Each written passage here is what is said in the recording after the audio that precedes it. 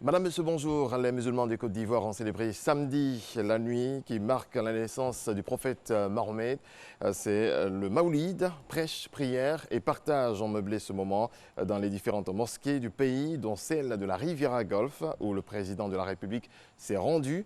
Une conférence a mis en exergue les valeurs cardinales de l'islam que sont le pardon, la tolérance et la cohésion. Occasion toute trouvée pour prier pour la paix en Côte d'Ivoire.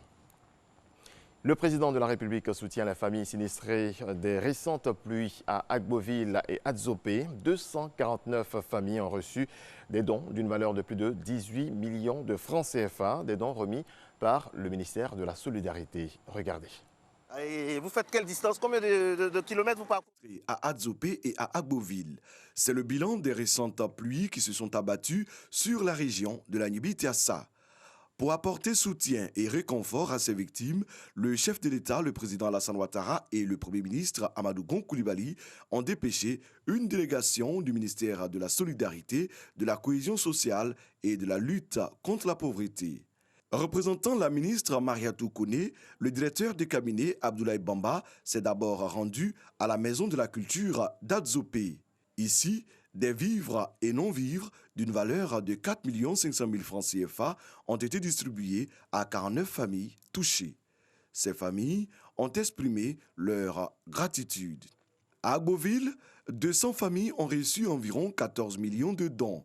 Au total, 18 500 000 francs CFA de vivres et non-vivres distribués. Chaque fois que des populations sont sinistrées, Madame le ministre de la Solidarité, de la Cohésion et de la lutte contre la pauvreté, sur instruction donc du président de la République et du chef du gouvernement, le Premier ministre Amadou Gon Coulibaly, se fait fort d'aller immédiatement vers ces populations pour leur porter la compassion de l'État de Côte d'Ivoire. Mais en plus de la compassion, ce que le gouvernement souhaite, c'est que les populations qui sont dans des zones à risque puissent quitter ces zones à risque. Car la météo prévoit encore, et nous le constatons tous, des pluies diluviennes en ce plein mois de novembre. Le préfet de région, préfet du département d'Agboville, André Ekono Assoumou, s'engage à poursuivre la sensibilisation pour éviter d'autres sinistres. Le reportage de Serge Coléa. Un exercice pour affiner la stratégie de lutte contre la pollution maritime. La marine ivoirienne affûte ses armes à travers une simulation pour combattre les divers trafics qui prospèrent dans le golfe de Guinée. Suivez. Pendant une opération de sauvetage au large du Grand Bassam, deux navires entrent en collision.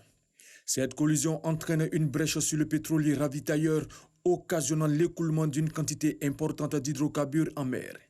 La vigie du port autonome d'Abidjan reçoit le message de détresse du navire ravitailleur et le SIAPOL est alerté. À la direction du vent, 200 degrés.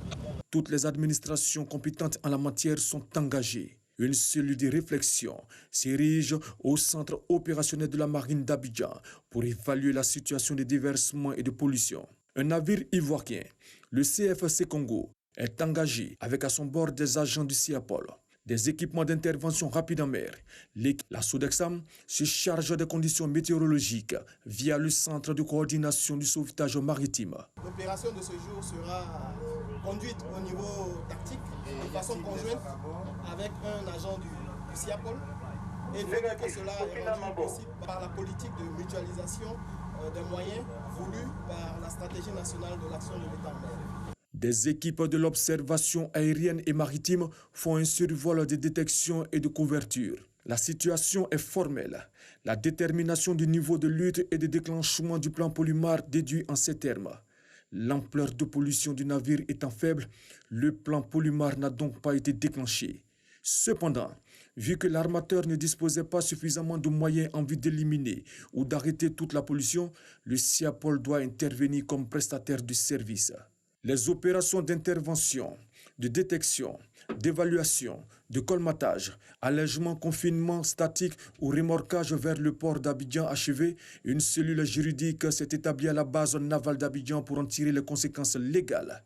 C'était de tester la capacité donc, de l'État de Côte d'Ivoire à travers ses administrations à faire face à une crise de pollution marine dans sa zone économique exclusive. Cet événement, dénommé le Grand Africa Nemo, a lieu sous la coupole de la marine française et donne mission à tous les États de l'Afrique de l'Ouest et centrale qui se sont engagés lors des sommets de Yaoundé en 2013 et de Lomé en 2016 à coordonner la lutte contre l'insécurité maritime dans le golfe de Guinée. On parle également de stratégie dans l'éducation, comment faire de la Côte d'Ivoire une puissance éducative à l'horizon 2040. Des représentants d'institutions, des acteurs de l'éducation et du monde de la finance ont réfléchi justement à cette question. Ahmed Traoré, Jean-Luc Gbangbo. Stratégie sectorielle de l'éducation, éducation et développement de la petite enfance à l'horizon 2040 ou encore puissance éducative et puissance des nations. Autant de thèmes abordés lors de cette rencontre d'échange initiée par le Bureau national de la prospective et de la veille stratégique en collaboration avec le PNUD.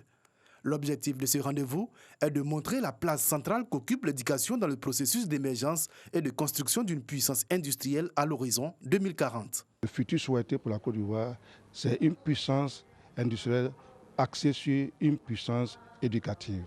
Le système éducatif produit des ressources humaines de qualité.